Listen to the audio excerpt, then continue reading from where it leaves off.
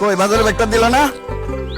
আব্বা আব্বা আমার জন্য চকলেট আর খেলনা নিয়ে এসো। আচ্ছা আব্বা আম্মা। আজকে পারলে একটু কারখানা থেকে তাড়াতাড়ি এসো। এই মালিক কখন ছুটি দেয়? আসে।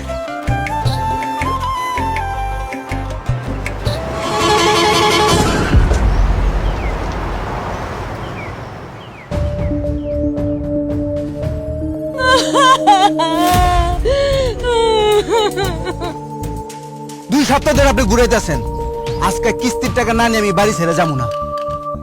আপনার আর বাকি দিতে পারুন না, আপনি আগের টাকাও দেন নাই। আপনি জানতে কেন আপা ডিস্টার্ব করেন না।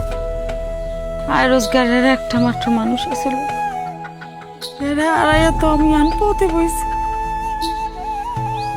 আসসালামু আলাইকুম ভাবি।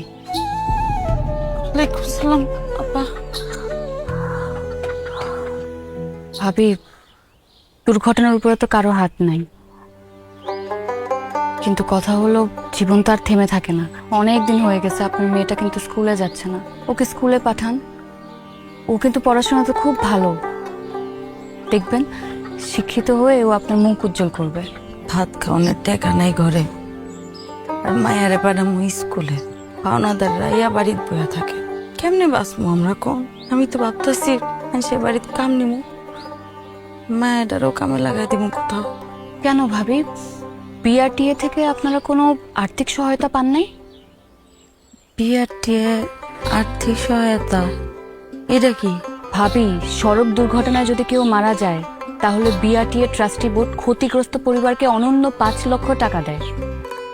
আর আপনারাও জেনে রাখুন, সড়ক দুর্ঘটনায় যদি আপনার পরিবারের কেউ মারা যায় অথবা আহত হয় তাহলে 30 দিনের মধ্যে বিআরটিএ ট্রাস্টি বোর্ডের নিকট আর্থিক সহায়তার আবেদন করবেন।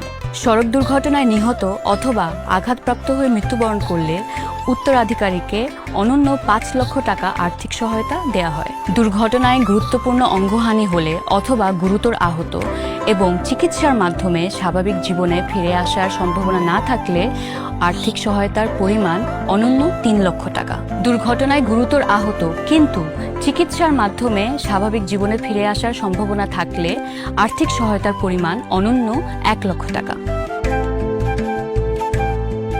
সড়ক দুর্ঘটনায় ক্ষতিগ্রস্ত হলে আপনার পাশে আছে বাংলাদেশ সড়ক পরিবহন কর্তৃপক্ষ, বিআরটিএ।